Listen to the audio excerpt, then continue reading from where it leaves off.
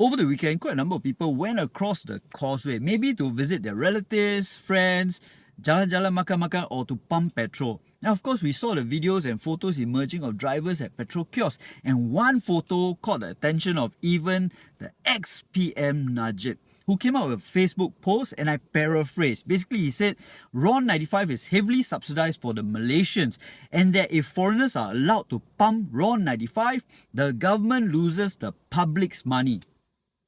That's coming from Najib. Anyway, he's right, if some things are meant for citizens in any country, nobody else should come and take it. It's just not correct.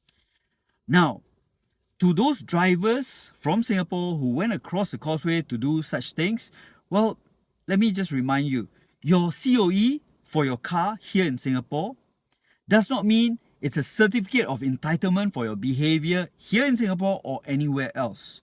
You should follow the law and the rules of any place that you go to.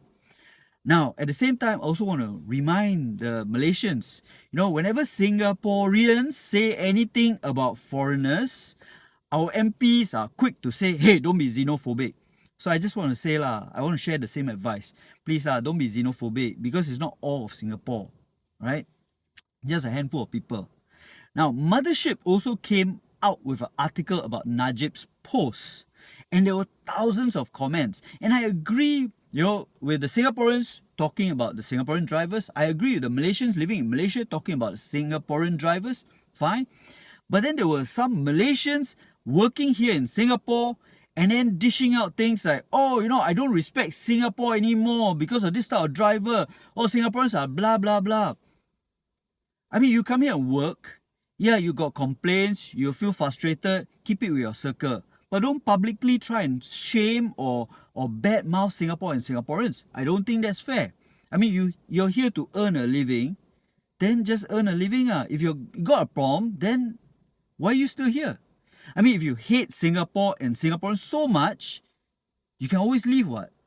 You got a passport, right?